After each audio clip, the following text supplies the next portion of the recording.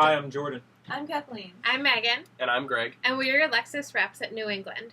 This is Prepare to Practice. In 50 seconds or less. For 50 points.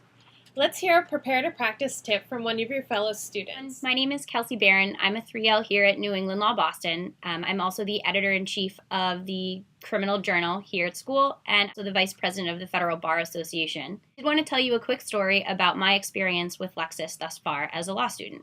One of the biggest things for me was using and is using their Shepardizing tool.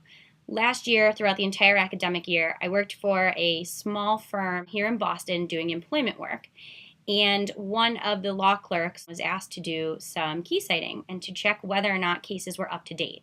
She couldn't find everything she needed, so she asked me for some extra help. I chose to go to Lexis and use the Shepardizing tools. And I was able to find some information that she didn't have access to. And it turned out that that was a really big linchpin in the case that we were working on. So without Lexis and without Reeves and without all of the extra things that Shepardizing and Lexis gives us, I probably wouldn't have been able to do my job quite as well as I could. So lucky for me, I had extra access. That's my Lexis story. Hi, Jordan here. I'm going to teach you today about Shepards.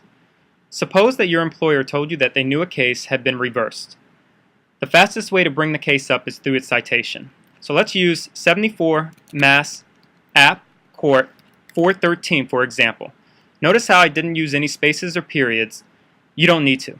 As long as you type the citation in the correct order, you're good to go. Now you know you want to Shepardize this, so the quickest way is to click on the Shepardize tab. Immediately, I notice that the case has been reversed or superseded because there's a red stop sign in the Appellate History tab. If the case had been overruled, the red stop sign would appear in the Citing Decisions tab. Now you know how to quickly find out whether your case was overruled or reversed based on the tabs. Let me give you a concrete example of what superseded or reversed means. Let's click on the case. A brief synopsis of this case. An employer and employee were out drinking. The employee hit a pedestrian on the way home, and the pedestrian sued the employer for its injuries. The appeals court concluded that the employer was responsible. Now let's see why this case was reversed or superseded. On appeal, the SJC held that the employer did not owe a duty to the pedestrian.